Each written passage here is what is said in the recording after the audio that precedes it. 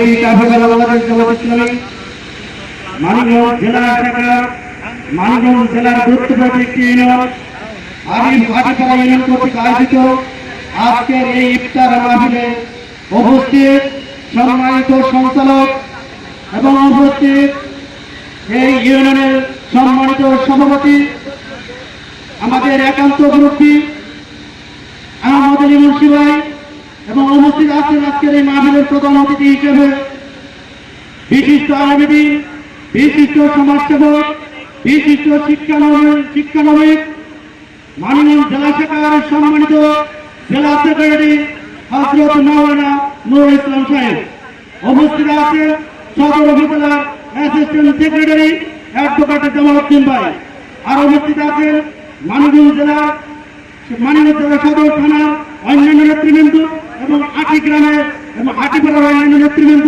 সামনে উপস্থিত দিনদার মুজাহিদ ভাই, আসসালামু আলাইকুম ওয়া রাহমাতুল্লাহি ওয়া বারাকাতুহু। আল্লাহ রাব্বুল আলামিন আমাদেরকে আজকের এই ইফতার মাহফিলে বসার জন্য সুযোগ করে দিয়েছেন।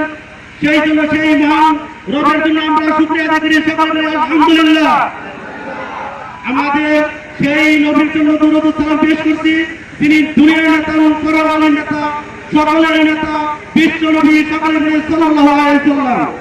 সেই সকল মার্চ মুজাহিদ এবং বর্তমান প্রজন্ম যারা বুকের সাদা রক্ত ফেলে দিয়ে আমাদের এরকম ধরনের উন্মুক্ত আকাশের নিচে কথা বলার জন্য পরিবেশ করে দিয়েছেন, আল্লাহ যেন তাদেরকে জান্নাতের সর্বোচ্চ মাকাম জান্নাতুল ফেরদাউস দান করে, সকলে আমিন।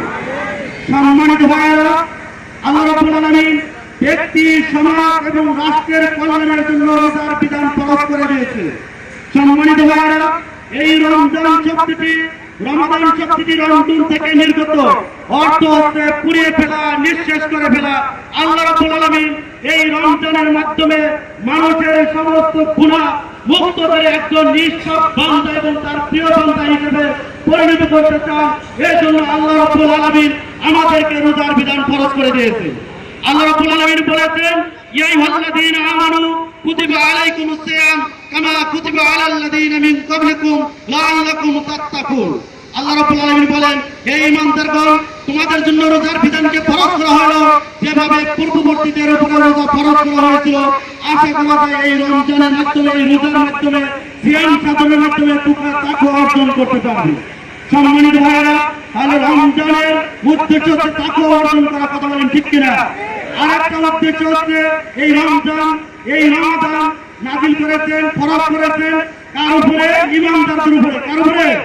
ঈমানদারদের উপরে। আমাদের ঈমানদার হতে হবে, কথা বলেন ঠিক কিনা? ঈমানদার যদি হতে পারি তার উপরে রোজা ফরজ, আর সেই রোজার মাধ্যমে তাকওয়া অর্জন করতে হবে, কথা বলেন ঠিক কিনা? আমাদের এই ঈমানদারের যে ঘোষণা আল্লাহ রাব্বুল আলামিনের কোরআন থেকে যদি নেই, আল্লাহ রাব্বুল আলামিন বলতে ফামা ইয়াকফুর বিত-তাগুত ওয়া ইউমিন বিল্লাহ ফাকাদ ইসতামসাকা বিল উরওয়াতিল উসকা লা ইনফিসামা লাহা ওয়াল্লাহু সামিউন আলিম। আল্লাহ রাব্বুল আলামিন বলেছেন, তারা যদি ঈমানের ঘোষণা দেয়, কিসের ঘোষণা দেয়? ঈমানের ঘোষণা দেওয়ার আগে করতে হবে তাগুতকে ছিন্ন করতে হবে। কিসের ছিন্ন করতে হবে? তাগুতি যত শক্তি আছে সমস্ত শক্তিকে ছিন্ন করে আমাকে আপনাকে ঈমানের ঘোষণা দিতে হবে। আল্লাহ বলছে, এই তাগুত যদি ছিন্ন করে ঈমানের ঘোষণা দেয়, আল্লাহ রাব্বুল আলামিন বলছে ওই ঈমান হচ্ছে তাকে জান্নাতে পৌঁছে দিবে। সুবহানাল্লাহ। সম্মানিত ভাইরা, তাগুত মানে কি? তাগুত মানে হচ্ছে আমার আপনার জীবনে আল্লাহ এই কোরআনের বিধানের মধ্যে যদি কোনো কিছু বাধা হয়ে দাঁড়ায়, ওইটার নাম হচ্ছে তাগুত। সেটা স্ত্রী হতে পারে, ছেলে হতে পারে, মেয়ে হতে পারে, রাষ্ট্র হতে পারে, চাকরি হতে পারে, মেম্বারের ইমামতি হতে পারে, কথা বলেন ঠিক কিনা? যদি কোন ইমাম যদি আল্লাহ যদি ভয়ে যদি কথা বলতে না পারে, এই দুনিয়ার যদি তাগুতি শক্তির ভয়ে যদি কথা বলতে না পারে, ওই ইমাম একজন তাগুত, ওই ইমাম একজন কাফিরকে তাগুতকে খুশি করার জন্য কাজ করে, কথা বলেন ঠিক কিনা? আল্লাহ রাব্বুল আলামিন বলেছেন, ঈমানদার তো তারাই আল্লাযীনা আমানু ইউকাতিলুনা ফী সাবিলিল্লাহ ওয়াল্লাযীনা কাফারু ইউকাতিলুনা ফী সাবিলিত তাগুত।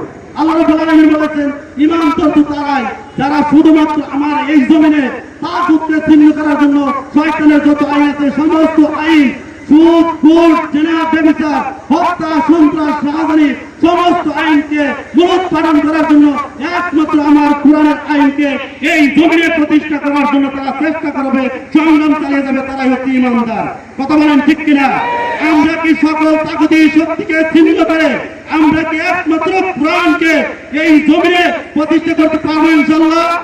আর আল্লাহ রাব্বুল আলামিন বললেন তাগুত তো কাফির তো তারাই, ওয়াল্লাযীনা কাফারু ইউকাতিলুনা ফি সাবিলিত তাগুত, যারা শুধুমাত্র তাগুতকে খুশি করার জন্য তারা কাজ করবে তারা হচ্ছে কাফির। তারা হচ্ছে কি? কাফির। আমি যদি ইমামতি করি, আমি যদি চাকরি করি, ব্যবসা বাণিজ্য করি, যত যাই কিছু করি, কিন্তু যদি আমরা যদি আল্লাহকে একটু আল্লাহকে ভয় করে আমরা যদি আল্লাহর কোরআনের কথা না বলতে পারি, আমরা যদি এই সমাজের ভয়ে, রাষ্ট্রের ভয়ে, ইউনিয়ন চেয়ারম্যান, মেম্বার এবং মন্ত্রী পরিষদের ভয়ে যদি আমরা যদি আল্লাহর কোরআনের কথা গোপন করি, তাহলে আমরা হবো কাফির। আমরা হবো কি? এইটা কি আমার কথা না আল্লাহর কোরআনের কথা? আল্লাহর কোরআনের কথা। তাহলে আমাদেরকে সর্বপ্রথম আগে ঈমানের ঘোষণা দিতে হবে। কিসের ঘোষণা? ঈমানের ঘোষণা। পারবো তো ইনশাআল্লাহ? সম্মানিত ভাইরা, ঈমানের ঘোষণা যদি আমরা দিতে পারি, আল্লাহ রাব্বুল আলামিন বললেন আল্লাহু ওয়ালিয়্যুল্লাযীনা আমানু ইখরাজুহুম মিনাজ যুলুমাতি ইলান নূর। আল্লাহ রাব্বুল আলামিন বলেন যারা এই তাগুতকে অস্বীকার করে ঈমানের ঘোষণা দিবে তাদের অভিভাবক আমি আল্লাহ হয়ে যাব। আমাদের অভিভাবক কে? ঈমানদারের অভিভাবক কে? আর আল্লাহর দায়িত্ব হচ্ছে অন্ধকার থেকে আলোর পথে নিয়ে আসবে। কে নিয়ে আসবে? আল্লাহ ছাড়া কি আমাকে আপনাকে অন্ধকার থেকে আলোর পথে নিয়ে আসতে পারবে? তাহলে সে আল্লাহর প্রতি আমরা ঈমান আনবো। কথা বলেন ঠিক কিনা? আমাদের সকল কিছু যদি আমরা চাইতে চাই, আমরা যদি দুনিয়ায় লাভবান হতে চাই, আমরা যদি পরকালে লাভবান হতে চাই, অভিভাবক কাকে বানাতে হবে?